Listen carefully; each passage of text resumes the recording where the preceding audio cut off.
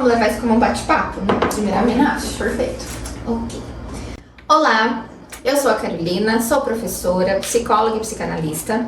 E eu tô aqui hoje com a Laura, que vai ser a minha primeira pessoa, a que tem paciência comigo, né, obviamente, a trocar uma ideia esse podcast que ainda não tem nome, confesso, né, mas a gente, né, estamos em andamento, onde a gente vai trazer um tema hoje, né, para uma discussão, para um debate, né, para falar sobre o porquê a psicanálise. Eu aqui com o meu caderninho, ela com os 2 telefones, porque eu sou a moda antiga. E o que a gente tem, né, pra discutir, pra falar hoje é do porquê a psicanálise e por que a psicanálise nas redes sociais. E, obviamente, fazendo um contraponto a partir do lugar da psicanálise e do lugar da psicologia, né, porque como eu sou professora e atuo também na coordenação de um curso de graduação, sempre fica um ponto de interrogação, né, que diferença que tem uma teoria da outra, né, o que é a psicanálise, o que é a psicologia? Então, vamos trazer primeiramente esse nosso primeiro episódio para a gente tentar separar essas questões aqui e tornar um bate-papo mais leve também. Bem, perfeito. Muito obrigada. Bom, me chamo Laura Guerra, sou muito feliz de estar aqui nesse novo projeto. Eu me sinto muito honrada de fazer parte disso, eu estou muito feliz. Que bom que você teve essa ideia e a gente já está executando e que faça muito, assim, muita diferença na vida de quem vai estar ouvindo. Que seja bem natural mesmo. Na verdade foi quase uma pegadinha, né? Porque eu já tinha dado a dica da gente falar de marketing e psicologia e psicanálise, a Laura escorregou e acabou que caiu aqui de novo. Era pra eu ser lá na frente, assim. Não, vamos chamar, né? Falar de maternidade, outras coisinhas. Não, vai ser você. Então, o que seria, né, o do porquê da psicanálise? Por que essa teoria? Ontem mesmo eu falei sobre isso e parece que vai ficar repetitivo pra mim, né? Mas a psicanálise, ela entra na minha vida, assim, a partir da minha experiência com a literatura, né? O meu mestrado é em literatura, eu tinha muita vontade de fazer letras, não fiz porque todo mundo questionava, vai ser professor? E hoje eu sou o quê? Eu sou professora. Porque eu sempre fui muito vinculada com poesia. Desde muito pequenininha eu escutava o Vinícius de Moraes, Chico Buarque, que minha mãe sempre gostava, meu pai sempre gostou muito. Inclusive, na minha casa, ela é toda, né, traçada pela literatura, pela arte, pela bossa nova, né, pela MPB de um modo geral. Então eu sempre fiquei muito intrigada quando eu li. Eu lembro muito do primeiro poema que eu gostei, que foi do Vinícius de Moraes, que se chama Para uma Menina com uma Flor. E eu li aquele poema 20 vezes por dia. E eu falava assim, gente, que coisa, né? Tem algo aí nesse poema que me movimentava. Você ainda não entendia ele 100%, tava tentando entender. Nunca dá pra entender, Sim. porque é algo, né, que falava ali um pouco de mim também. E aí eu crescendo, escutando e lendo, né, e fiz jornalismo, porque eu achava que era isso. E aí eu pensava, gente, mas peraí, né, eu morro de vergonha de fazer as coisas, assim, de gravar vinheta pra rádio, não dava certo. E aí, em um determinado momento, eu desisto do jornalismo já no último período e vou fazer psicologia. E quando eu entro na psicologia, tipo você. O que eu estou fazendo aqui? Entrei aqui, nossa, é meu lugar, mas tem alguma coisa errada. Tem alguma coisa que não me cabe, né? E eu lembro das aulas e das aulas de outras abordagens e aquilo não fazia muito sentido, porque eu falava, gente, né, a vida é muito mais, né, de umas profundezas muito maiores até que eu conheço a psicanálise. Eu era uma péssima aluna. Se você falar igual você, agora eu vou achar ruim. Não, eu era uma péssima aluna. E eu conheci a psicanálise e quando eu li o texto do Freud sobre o inconsciente, que a gente lê lá na interpretação dos sonhos, né? Sim. Aquilo me tocou muito, porque eu vi que aquilo que eu lia, a poesia, ela era uma manifestação do inconsciente. Tanto é que o Freud tem um texto que ele diz, ele começa o texto falando, né, que quando ele chega no inconsciente, quando ele começa a conhecer o inconsciente, ele percebe que os poetas já estavam lá. Eu arrepio todas as vezes que eu vejo isso. Nunca tinha ouvido. E aí eu peguei e falei, então é isso. É isso que fazia sentido pra mim. Né? Então, toda vez que eu falo sobre psicanálise, eu não estou falando de uma teoria. A minha intenção de trazer para a rede social não é falar de uma teoria nua e crua, é falar de arte. Porque a função, né, o ofício, ele só pode ser visto, ele só pode ser acessado a partir do momento que você está no seu análise pessoal e a partir do momento que você, enquanto psicanalista, está entendendo, né, humanizando. Então, na rede social eu não sou psicanalista, isso é muito importante. Tá? Eu sou psicanalista para os meus analisandos, né? Quando eles estão no meu consultório, quando eles estão entrando em processo de análise, ali eu sou psicanalista. Aqui eu sou uma pessoa que estuda a teoria, né? Que trabalha como professora, eu transmito para os meus alunos, eu tento transmitir isso aqui a partir de um processo que é muito mais abrangente, que é a arte, que é a literatura, né? Que é o dia a dia. Né? Então, a gente consegue identificar isso de outras formas, não apenas lendo Freud, tá? Então, eu trago para as redes sociais também, para a gente tentar desmistificar um pouquinho da psicanálise, porque a psicanálise, eu acho que da pandemia para cá, isso tem tomado um outro lado, e um lado oposto, né? Se antes ela era vista de um jeito muito elitizado, não o oposto da elite, mas o oposto de algo intelectualizado. Hoje a psicanálise ela tem sido utilizada. Exatamente, em qualquer canto. Sim. E isso é muito complexo. Né? Então hoje você vê pela internet cursos de 3 meses onde você se torna psicanalista. E se a pessoa leu o mínimo que é o Freud, né? Não tem como ser psicanalista sem ler Freud, ela sabe que você que não se torna psicanalista com um curso de 3 meses, nem de 1 ano. Não, ela vai levar muito mais que 3 meses pra ler primeiro, né? Os livros. Pra começar, ela nem vai saber ler em 3 meses. Exatamente. Isso me faz refletir, assim, o quanto é muito mais sobre a gente viver aquilo que a gente vai fazer, né? Você falou assim, eu percebi que as pessoas, quando eu entrei na faculdade, as pessoas eram muito mais do que aquilo. E aí, quando você entra na análise, você mesma falou, eu sou aquela pessoa ali, a profissional, mas por fora eu sou muito mais. Então, assim, você vem não só sendo uma profissional, você vem vivendo a profissão, que é o que é muito mais bonito. O que te motivou? Um poema, que talvez para alguém pode ser simples, mas o que tem motivado a gente a escolher o que a gente tem escolhido, né? Será que é a nossa forma de viver, ou é só uma escolha por escolha? Não foi uma coisa vivida, vinda assim da sua experiência, da sua vida, do que você sente. Tanto é que você parou o jornalismo, né? Você poderia ter concluído por concluir. Mas é muito mais sobre o que você viveu, sentiu e escolheu depois. E talvez esse ponto seja muito um ponto legal da gente, né, pensar. Sim. Da quantidade de frustrações, né, de insatisfações que de um modo muito geral, principalmente jovens como você, porque você é bem mais novo do que eu, tem sentido, né? Porque o porquê escolher um curso superior? O que te leva a escolher? Você está servindo a quem quando você faz alguma coisa que seja um curso superior? Muito bom. Porque às vezes é muito mais para cumprir um protocolo, assim, né? Para cumprir um ritual, né? Porque dá dinheiro. Uma projeção muito mal elaborada, né? Um ideal de vida que você como se existisse uma regra para felicidade, né? E a gente aposta na regra, a gente não aposta no desejo, porque a regra é regra. Se é regra, tem que dar certo. O que é desejo? O que é desejo é uma aposta. E normalmente as apostas você tem que estar ali disposto para perder também. Só que a regra também não te dá garantia, né? Mas disseram pra você, né? E aí tem uma questão muito legal, porque quando você vai na regra e dá errado, você terceiriza a responsabilidade. Mas me disseram que assim funcionaria. E aí você nunca arca com a sua própria responsabilidade. Perfeito. É o que acontece muito, né? Sim, é um problema. Porque e aí dá-lhe análise, né? Pra gente dar conta de onde vem. Lembrando que tudo aqui, análise. Tudo vem pra análise. Gostei muito desse ponto sobre pensa que é aquilo ali a regra pra felicidade. Me fala assim, o que você acredita que é a felicidade? Existe um ponto de chegada? Porque tem muito isso, né, na internet. A felicidade é isso, a felicidade é aquilo, a felicidade é dinheiro. Apesar que tem muita pesquisa envolvendo isso. Mas o que é felicidade pra Carol? Eu acho que é um ponto de partida, não um ponto de chegada. Porque a felicidade, se você chega em algum lugar, aquilo acaba.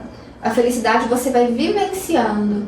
E no meio do processo de viver a felicidade, você vai ver tanta coisa no meio do caminho. Tanta tristeza, tanta coisa, exatamente. Né? E aí isso é uma promessa muito cruel também, social, que se tem hoje, que a felicidade é algo que pode ser encontrado. Ela não é encontrada, ela ela é ponto, ela é um ponto de partida. Você começa a vivenciar ela dentro das suas escolhas, dentro daquilo que você dá conta de sustentar, daquilo que você dá conta de bancar. E no meio desse percurso, muita coisa vai dar errado. Claro que vai dar errado. Porque a vida não é pronta, né? A vida é... A Clarice sempre, né, pontua isso na obra dela. Ela vai dizer, gente, a vida, viver é um soco no estômago. Um soco no estômago não é o tempo todo, mas ele vem, né? Então, ninguém vai ficar livre disso. Perfeito. E aí, pensando na questão das redes sociais, ela é muito interessante porque o meu medo, e você me conhece a esse ponto, né, de publicar coisas, de estar na rede social, é justamente porque hoje a rede social é usada como uma promessa de alguma coisa. Sim. Né? E isso é um perigo. O que está sendo prometido ali? Será que vai dar pra bancar aquela promessa? Eu acho que hoje aconteceu algo bem legal, não sei se foi hoje ou se foi ontem, mas passou no jornal hoje, que a gente poderia até falar, que foi uma moça que morreu, porque uma moça linda, ela é alguma coisa na TV, que eu esqueci, assistente de um programa na TV, então ela tem um corpo escultural, ela foi fazer uma lipo, né, um procedimento estético e faleceu. Então assim, eu tava na academia e um senhor começou a conversar comigo e falou assim, nossa, o que tá acontecendo? Ela não tinha nada ali pra mudar, tão linda, mas as redes sociais têm acabado com a mentalidade das pessoas. E eu falei, realmente, porque a gente tá o tempo todo comparando com a felicidade do outro. E eu percebo que às vezes, assim, a gente tá fazendo as coisas tão no automático. Eu estava assim, quando eu parei, eu falei, mas espera, por que eu tô fazendo isso? Eu nem gosto disso. E aí você percebe que nem gosta do que tá fazendo, só tá fazendo pela regra, porque te falaram assim, faça isso, e aí você segue um padrão.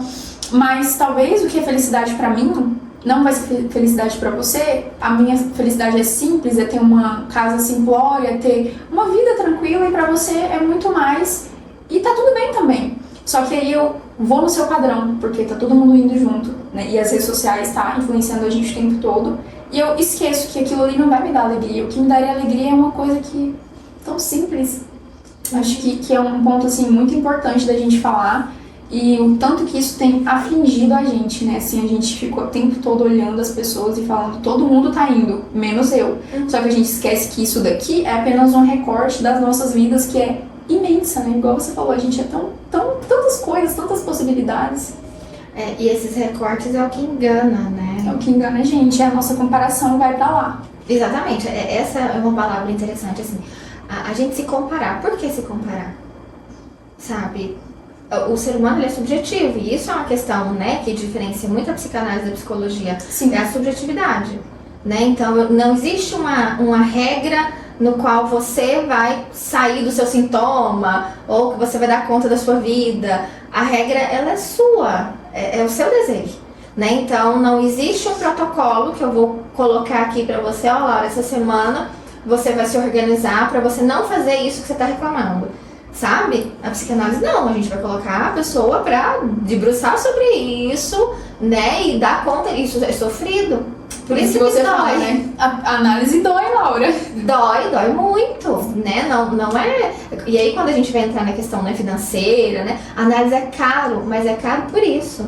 Não é caro com dinheiro. É caro emocionalmente. É caro emocionalmente, porque enquanto a gente tem ali, né, uma leva social falando muito sobre...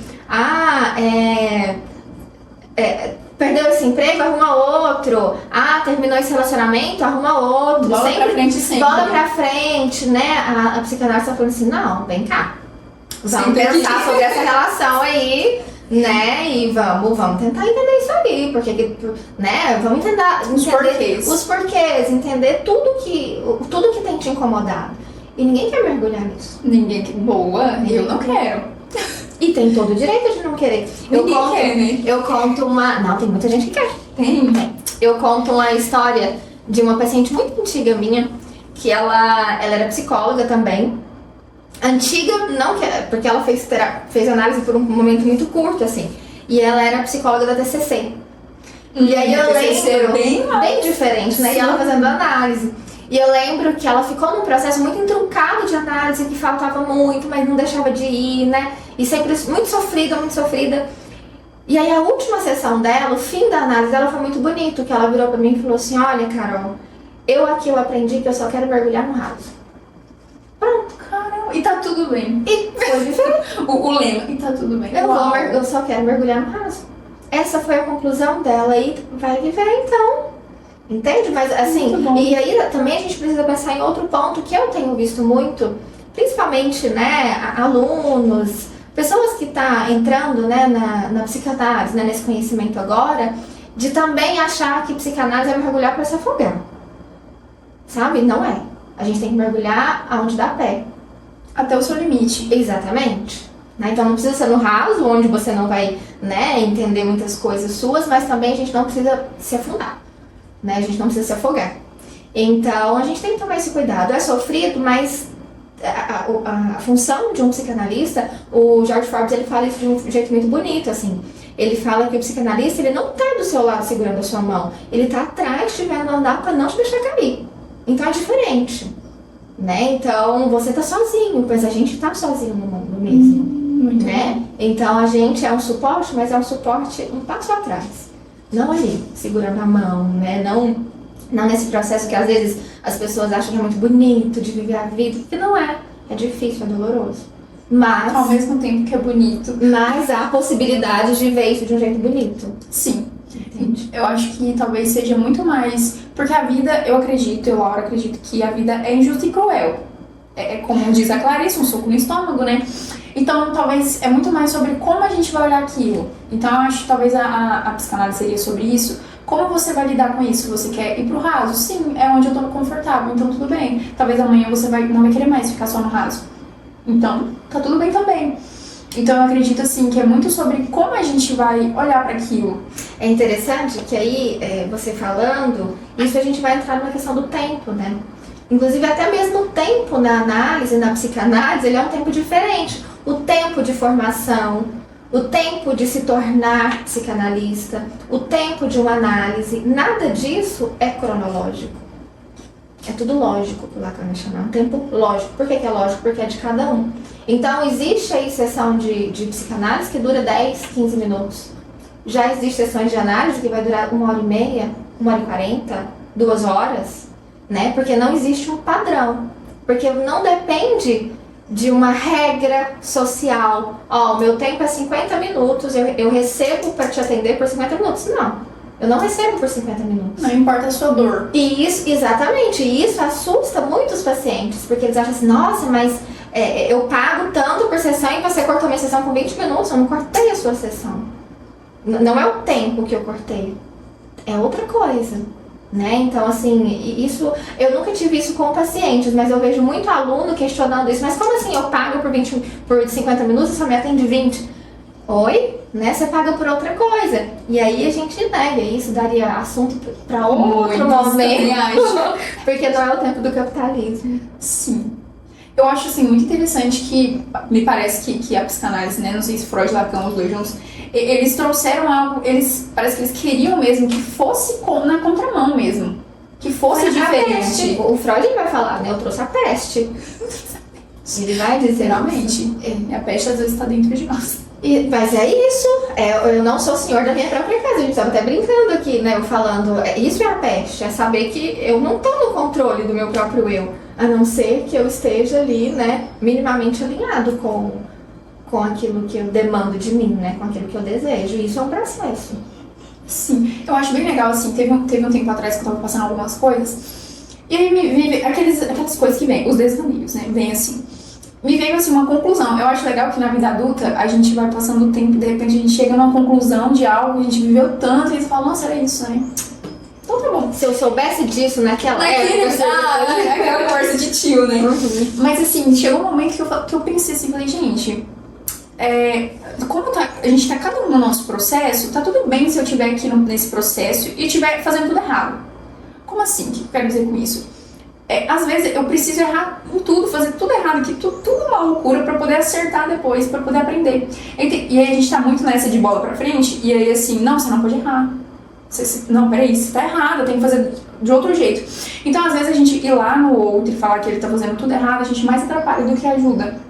Porque ele precisa errar. Ah, mas você tá fazendo tudo errado. Às vezes a pessoa é uma baita de uma pessoa ignorante, mal educada. Só que ela vai precisar ser daquele jeito por muito tempo pra aprender. Ou nunca vai aprender, né? Mas é o processo dela.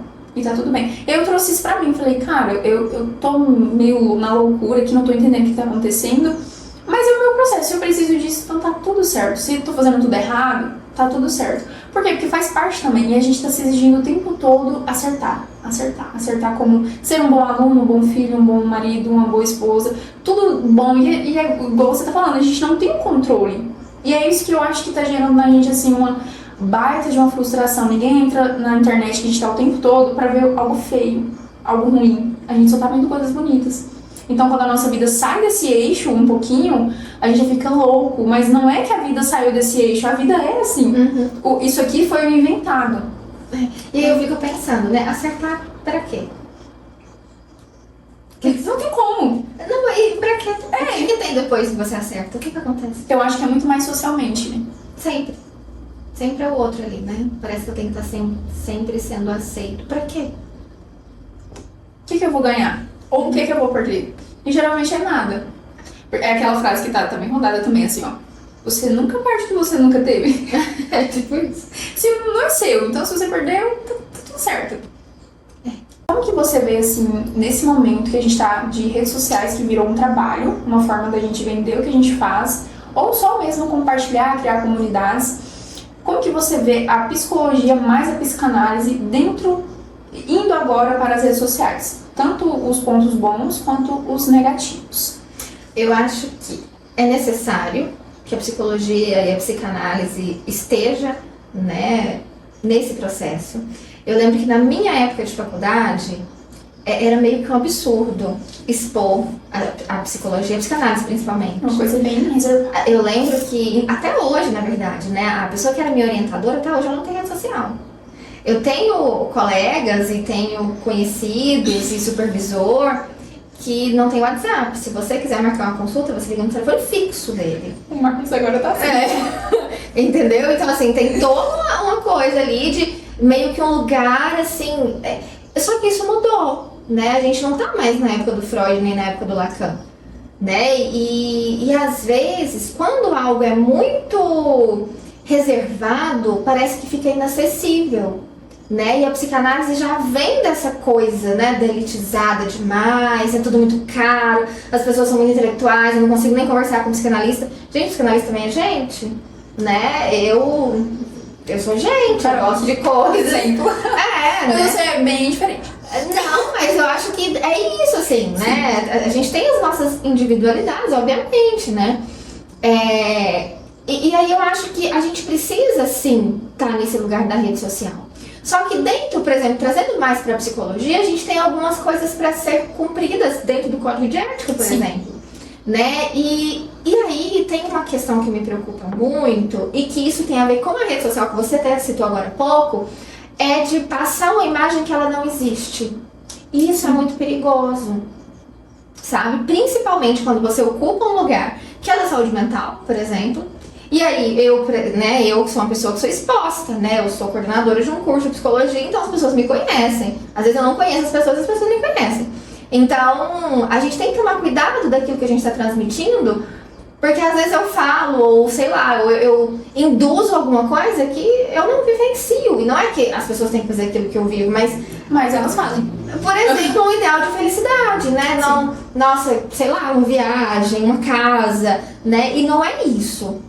Então, às vezes eu tenho um pouco de medo, e isso eu sempre converso com você, de expor a minha parte pessoal, porque as pessoas podem ficar um pouco confusas, assim, né? Porque enquanto psicanalista, dentro do consultório com os meus pacientes, precisa ser de um jeito que é intimista mesmo, né? Que é muito peculiar. Então, eu acho que muitos psicólogos têm esse receio, né? Eu acho que é legal que se tenha mesmo um cuidado, né? Esse cuidado, né? Do que a gente tá passando ali pro outro, porque a gente não sabe o que o outro tá passando, né? Então qualquer coisa é um gatilho, né? Qualquer coisa causa, né?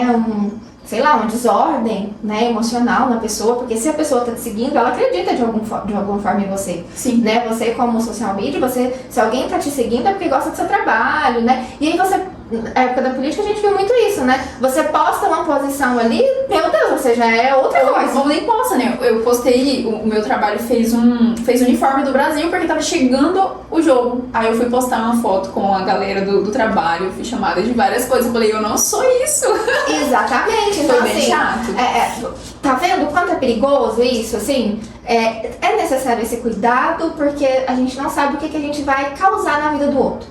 E aí tem de outro lado, e sei que tem pessoas, né, até mesmo do meu próprio convívio, que vai falar assim, mas cada um tem que lidar com as suas questões. Sim. Sim, tem, mas a gente sabe que a maioria das pessoas não consegue. Então é necessário uma certa responsabilidade social também. Eu penso assim, tá? Eu penso assim, talvez muitos colegas não vão pensar. Eu acho que nessa era que a gente tá, e eu já entrei nessa, até comentei esses dias no story, nós estamos todos assim, ó, caminhando para esse lugar de individualidade, não individualidade, é individualismo. Por quê? Meu ponto de vista é que a gente tá tão decepcionado que a gente sempre tá jogando no outro. Eu me decepcionei com a amizade aqui, o próximo vai acontecer as mesmas coisas e a gente vai projetando tudo no outro. Então, assim, a gente tá o tempo todo com esse pensamento. Eu tenho que ir sozinho, eu consigo sozinho, eu não vou pedir ajuda. E aí eu entrei nessa uma vez, né? Eu era assim, na verdade, tem a vida toda, agora que eu tô melhorando nisso. E aí eu percebi que, na verdade, isso adoece. Porque a gente precisa de pessoas. E aí é tão gostoso o contato com pessoas que a gente tem que fazer uma escolha, que é essa escolha aí da vida, de viver mesmo. Se você quer viver, você vai ter que arcar com o soco na boca do estômago. Então, se você quer uma boa amizade, boas companhias, você vai precisar arcar com a decepção, porque as pessoas são decepcionantes. Nós somos. Por que a gente é decepcionante? As pessoas somos nós, né? As pessoas somos nós. Por que a gente é decepcionante? Porque a gente cria expectativas. E tem muita essa discussão também, e eu penso assim, a gente tá o tempo todo criando expectativa. Eu criei expectativa pra estar aqui. Não é como eu pensei, pode ser melhor, pode ser pior, mas é a vida, a gente tem que arcar com essas escolhas. E aí esse individualismo tem feito a gente caminhar assim, sou eu sozinha, mas não é assim. Não é assim mesmo. A gente precisa do outro, e é tão gostoso esse contato, que a gente vai ter que arcar com a nossa, com essa escolha, falando assim, tá bom, eu posso me decepcionar, mas eu vou continuar vivendo, e tá tudo bem. E se preparar para as novas decepções, para as novas alegrias. Tem gente que é tão amarga, Laura, que quando acontece alguma coisa boa... É ruim também. É ruim também. Ou senão vai vir o ruim daqui a pouco. A gente tá sempre esperando alguma coisa. Então a gente realmente tá muito, muito acelerado, né? A gente tá sempre esperando o próximo passo, o próximo ponto.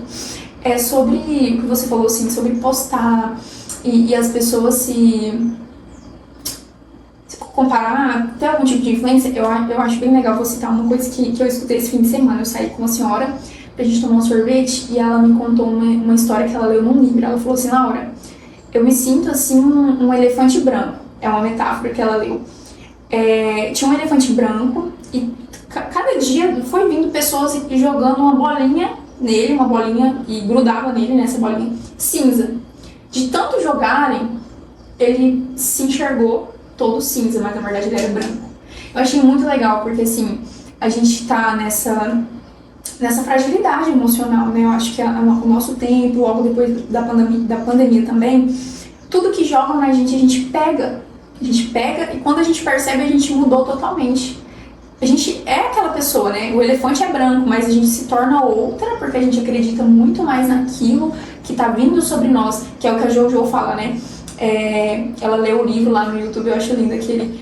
Eu não sou o que fizeram de mim, eu sou o que eu faço com o que fizeram de mim. Então, não é sobre o que o outro faz. O outro faz algo comigo, mas o que eu vou fazer? O que eu vou fazer com todo esse conteúdo que a gente tem consumido na internet? Como que isso vai me influenciar? Ou eu vou me deixar levar, ou eu vou saber muito bem que eu sou um elefante branco e independente de quem passe e joga alguma coisa, eu não vou pegar aquilo pra mim. E é interessante também a gente pensar que agora, escutando você falar isso, muitas coisas voltadas para esse, o que eu faço com isso, né? Por que eu deixo ser influenciado? Às vezes é muito sintomático. Apesar de ser muito comum que nós, seres humanos, nos tornamos aquilo que as pessoas dizem que a gente às vezes para algumas pessoas isso tem um peso muito maior. Por isso a necessidade de ter um certo cuidado com o que se coloca na rede social, principalmente nesse lugar da psicologia ou da psicanálise, ou de qualquer coisa que seja voltado, né, para influenciar o outro. A gente tem que tomar muito cuidado, porque hoje o que se coloca em rede social não é na maioria das vezes, né, as pessoas não pensam muito o que eu vou causar, mas assim, o quanto eu vou ganhar com isso. Que seja o número de likes, que seja o número de seguidores, que seja o retorno financeiro. E isso acaba tendo uma certa irresponsabilidade. E aí talvez eu seja a pessoa, quando eu não tenho responsabilidade, talvez eu seja a pessoa que esteja jogando as bolinhas cinzas no outro. Muito bom. Né? E eu preciso pensar na minha responsabilidade também. Eu gostei dessa ideia de responsabilidade social que junta muito com o que a gente tá falando do individualismo, né? Por quê? Porque essa onda que a gente tá, que eu tinha citado do individualismo, era isso que eu nem tinha concluído, na verdade, porque eu me perdi. Mas é que a gente tá tão no individualismo e se perde, né, nessa linha muito tênue entre o nosso individualismo, tem outro que é o nosso... Individualidade? É isso, individualismo e individualidade. A individualidade é quem somos nós, mas o individualismo é a gente colocar essa bolha e não deixar ninguém entrar. Eu sou o egoísmo, né? eu sou isso, egoísmo, porque eu acho que é autossuficiente nem entra. Eu sou bom bastante e eu não preciso de ninguém. E aí a gente entra nessa coisa de eu faço o que eu quero e eu não ligo para o poder que aquilo tá gerando em cima de alguém. E não tem isso que você falou, né? Essa responsabilidade de pensar, o que eu tô fazendo pode atingir alguém de forma negativa?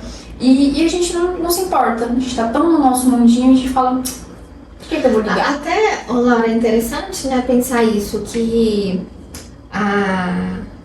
as pessoas, elas acabam usando, né, desse lugar que é quase uma terra sem lei, né? Isso. Para pensar. O diagnóstico que aparece, né, as pessoas que ficam dando diagnósticos na internet, por exemplo, é uma forma de atrair, inclusive, clientes ou pacientes para essas pessoas. Então é meio perverso, às vezes, a forma com que isso lida, né? Porque qualquer coisa que você posta ali, de algumas características, a gente se identifica. E se identificando, você fala, então eu tenho um problema. Se eu tenho um problema, eu preciso de ajuda. Se eu preciso de ajuda, essa pessoa sabe do meu problema. Então eu vou nessa pessoa porque ela tá me contando exatamente o que eu sou. E vira uma bolinha cinza. E é um perigo, porque aí a pessoa já procura com um CID, com um rótulo, com um transtorno psicológico. Não é assim, né? Então a gente tem que tomar muito cuidado com isso, né? Então eu acho que a grande questão, por isso que eu tento trazer tento trazer a psicanálise de uma forma mais amenizada, força foi um ato claro, né?